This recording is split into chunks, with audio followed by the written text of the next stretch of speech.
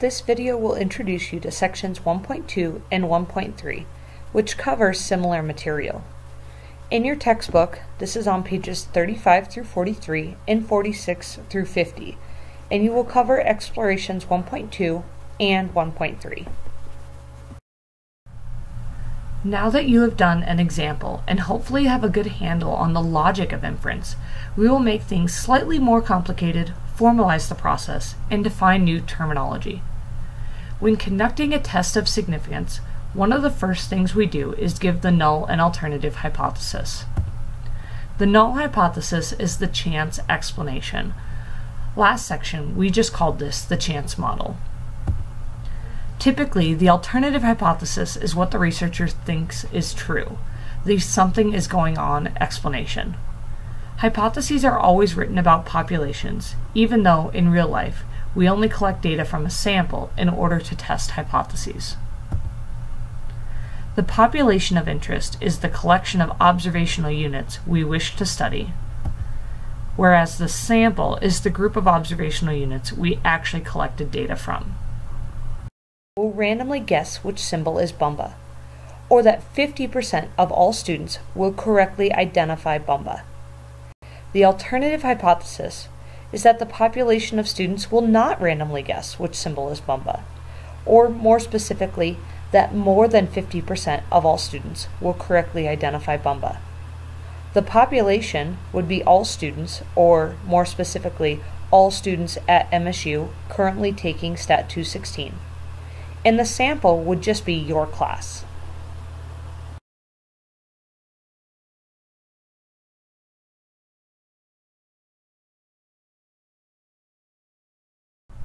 Along with a whole new spoken language, you will also learn a new written language for this class.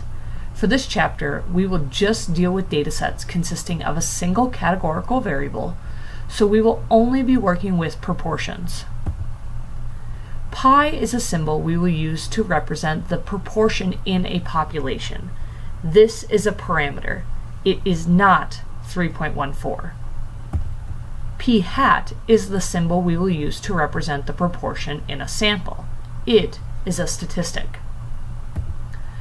We can use these symbols to write the hypotheses in notation. Remember, the hypotheses are about populations, so we write them in terms of parameters. The null hypothesis is pi equals some value indicated by the chance model.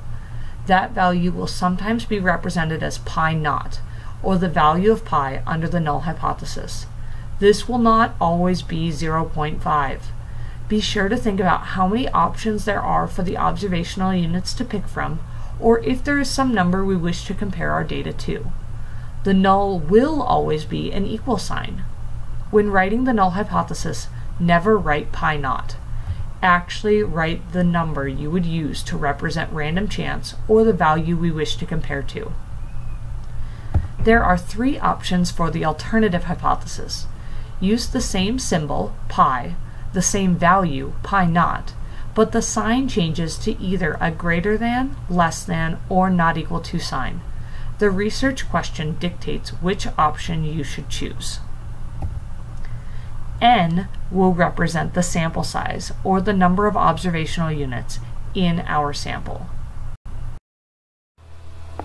Again, using Martian alphabet as an example, pi would represent the proportion of all students who will correctly identify Bumba, or the true proportion of students who will correctly identify Bumba.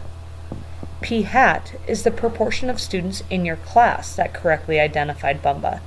You wrote this down in number 9A in the Martian alphabet activity.